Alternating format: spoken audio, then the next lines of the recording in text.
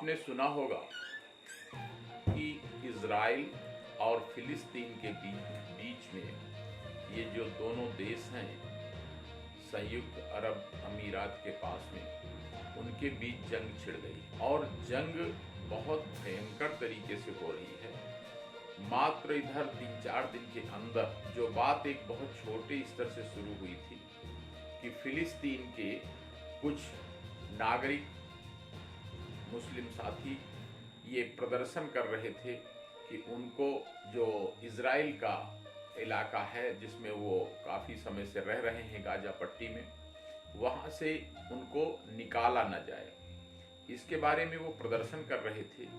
इसी बीच इज़राइल की पुलिस ने उन पर आंसू गैस के गोले छोड़े, उनको तितर बितर करने का प्रयास किया। वो लोग अल अक्सा मस्जिद में छिप गए और इस पर पुलिस ने मस्जिद पर भी आंसू गैस के गोले फेंके और इसके विरोध में तमाम मुस्लिम धार्मिक लोगों ने बयान दिए कि ये बहुत गलत बात है कि मस्जिद पर पुलिस हमला कर रही है।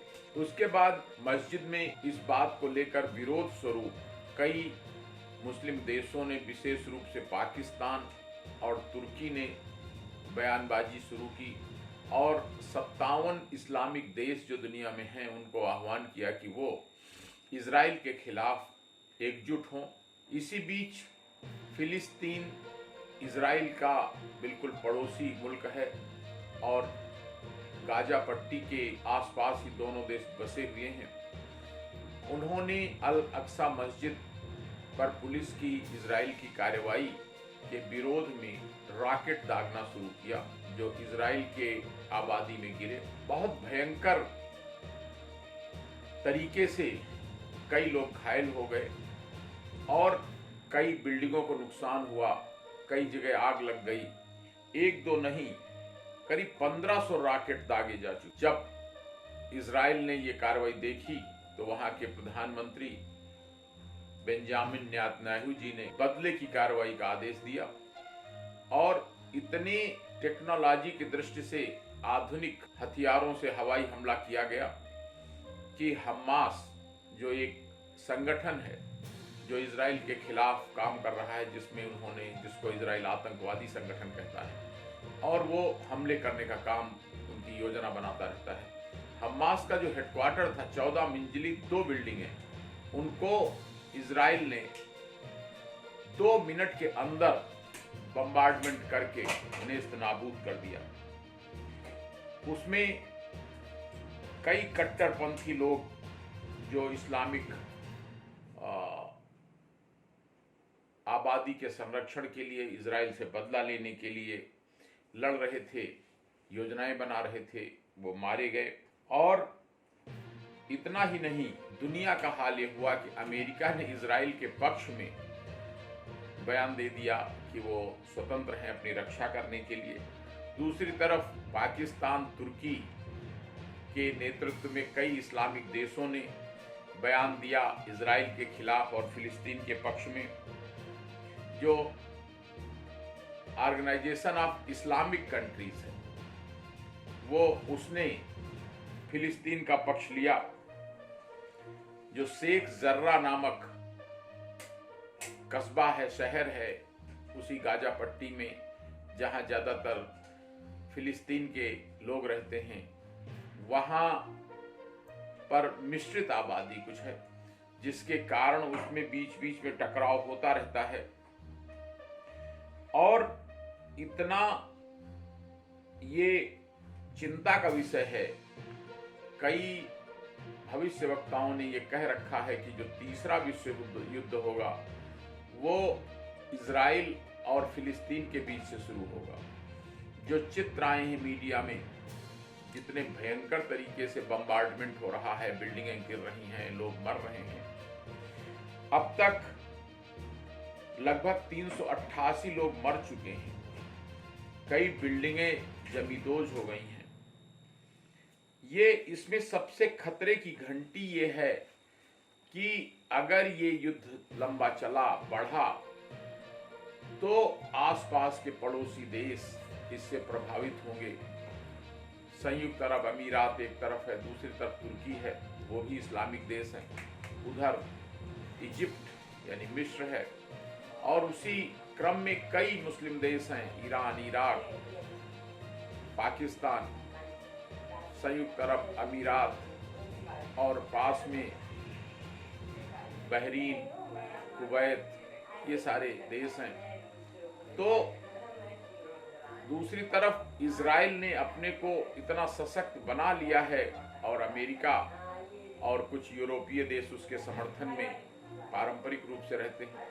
यद्यपि ये लड़ाई नई नहीं है, काफी सालों से संघर्ष चलता रहा है, लेकिन ये बहुत ही खतरनाक और चिंता का विषय है सारी दुनिया के लिए, क्योंकि जब लड़ाई बढ़ेगी तो वो केवल फिलिस्तीन और इजराइल तक सीमित नहीं रहेगी, जाने अनजाने उसमें दुनिया के तमाम देश शामिल हो जाएंगे।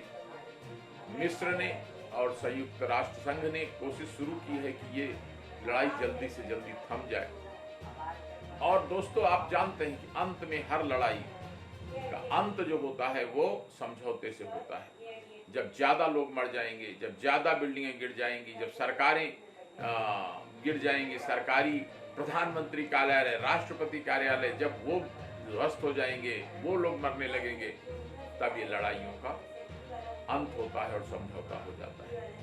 इसलिए कोई लाभ नहीं है, सारी मानवता का नुकसान है। जरूरत है इस समय कि भारत के भी जो बुद्धिजीवी लोग हैं इस मामले में अभी से अपील करें, और अपील करके इस बात को सुनिश्चित करें कि विश्व में शांति के लिए जरूरी है कि सब जगह शांति हो। एक भी चिंगारी जिस तरह सारे गांव को जलाकर राख कर देती है, उसी तरह ये दो देशों की लड़ाई सारी दुनिया में फैल सकती है। मैं तो कहूंगा कि विश्व की जो ताकतें हैं, चाहे तो अमेरिका है, रूस है, चीन है, भारत है, ऑस्ट्रेलिया है, इंग्लैंड, फ्रांस, जर्मनी, ये सारे देश मिलकर ऐसा वातावरण बनाएं कि ये इजराइल का और फिलिस्तीन का संघर्ष जल्दी से जल्दी खत्म हो, उनमें समझौता हो। क्योंकि इतनी बड़ी आबादी को न तो इजराइल मारकर खत्म कर सकता है, और न फिलिस्तीन इतनी ज्यादा संख्या में जो यहूदी आबादी रह रही है वहां पर उनको मार सकते हैं। उनको मिलजुल कर रहना ही सीखना होगा। और ये जो जिहाद की बातें हैं कि हम मिटा देंगे इजराइल को, इस्लाम को फैला देंगे, या हम यहूदी लोगों का वर्चस्व स्थापित कर देंगे, फिलिस्तीन को खत्म कर देंगे, ये आज के वातावरण में न उचित है न संभव है। इसलिए एक ही समाधान है कि भारत की जो प्राचीन सभ्यता का मूल मंत्र है वसुधैव कुटुंबकम, सारी धरती को अब एक कुटुंब मानो, सारे दुनिया को विश्व बंधुत्व का जो भाव सिखाया गया था, सबको भाई की तरह मानो, वही एक रास्ता है कि जो संसाधन हैं उनका मिल बैठकर उपयोग करो। लड़ाई चाहे गांव की हो, चाहे देश की हो, चाहे दुनिया के किसी हिस्से की हो, कहीं भी केवल वो विनाश लाती है। वो आपके 10 आदमी मारेंगे, आप उनके 20 आदमी मारेंगे, आप 2 बिल्डिंग गिराएंगे, वो 4 बिल्डिंग गिराएंगे, फिर जो कमजोर पड़ेगा वो गुरिल्ला युद्ध शुरू कर देगा, और अंत में बर्बादी, विनाश और मानवता का नाश, यही होता है युद्ध का अंत। इसलिए सारे बुद्धिजीवियों से अपील है कि कृपया ये वातावरण बनाएं, विश्व स्तर पर इसको फैलाएं कि ये लड़ाई जल्दी खत्म हो। जिस प्रकार कोरोना का समापन जरूरी है, एक दूसरे की बुराई करना, चाहे वो गांव में हो, चाहे देश में हो, चाहे दुनिया में हो, दूसरे की कमी निकालना, इससे कभी समाधान नहीं हो सकता, कभी सद्भावना पैदा नहीं हो सकती।